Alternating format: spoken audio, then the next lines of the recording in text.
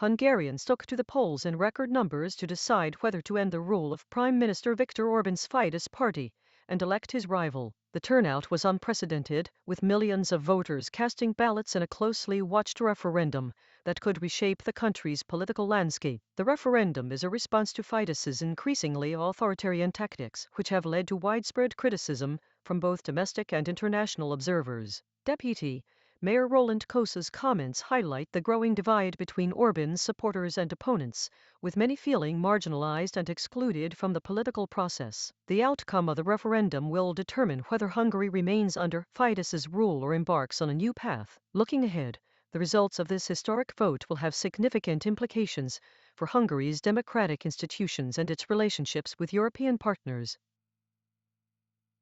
At least 30 people lost their life in a devastating crash at a popular tourist site in Haiti, where thousands had gathered to celebrate the country's independence from French colonial rule. The incident occurred on the grounds of Cité de la Ferrière de Double-Re, a fortified stronghold built over a decade ago as part of a network of defenses to protect the newly independent island nation. The citadel, which took years to construct and has since become a symbol of Haitian independence, was expected to host large crowds for the celebrations. However, the site's narrow pathways and lack of crowd control measures are believed to have contributed to the tragic outcome. This disaster highlights the ongoing challenges faced by Haiti in balancing tourism with ensuring public safety. Looking ahead, authorities will need to take immediate action to address concerns about overcrowding and safety at popular tourist sites, while also providing support to families affected by this tragedy.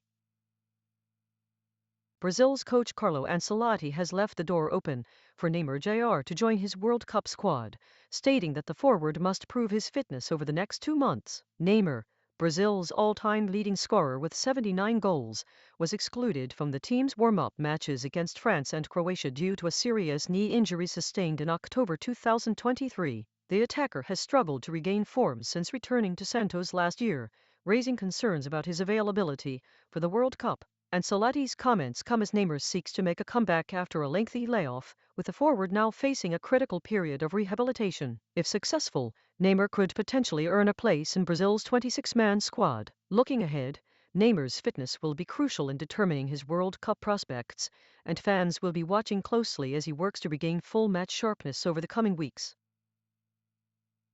In Miami, Florida, UFC 327 kicked off a new era in the light heavyweight division as Carlos Ulberg claimed the vacant title with a knockout victory over Jiří Procházka. The event took place on Saturday, with United States President Donald Trump in attendance. In a stunning turn of events, Ulberg delivered a perfect left hook to Procházka's chin, securing the win at 3:45 mark of the first round and becoming the new undisputed light heavyweight champion. The victory marked a triumphant return for Ulberg, who had nearly lost the fight due to a knee injury. Despite this setback, he remained focused on his goal, stating that "I blew out my knee, but I never counted myself out." This remarkable comeback showcases Ulberg's determination and resilience in the face of adversity. Looking ahead, fans will be eager to see how Ulberg handles the pressure of being a newly crowned champion. With a new era in the light heavyweight division underway, it remains to be seen how Ulberg will navigate the challenges that come with holding the title. Polls have opened in Hungary's parliamentary elections, marking a significant challenge for Prime Minister Viktor Orban after 16 years in power. Voting in the election for the 199-seat parliament started at 6 a.m. local time and is due to close at 7 p.m. on Sunday. Opinion polls over the last 2 weeks suggest Orban's Fidesz party trails Peter Magyar's centre-right Tisza party by 7 to 9 percentage points, with Tisza at about 38-41%. Orban has framed the election as a choice between war and peace, warning that Tisza leader Magyar would drag Hungary into Russia's conflict with Ukraine, a stance strongly denied by Magyar. The government has heavily campaigned on this issue, using it to mobilize support for Orban's re-election. Looking ahead, the outcome of this election will likely determine the future direction of Hungarian politics and its relationship with Europe, particularly regarding EU policies and national sovereignty.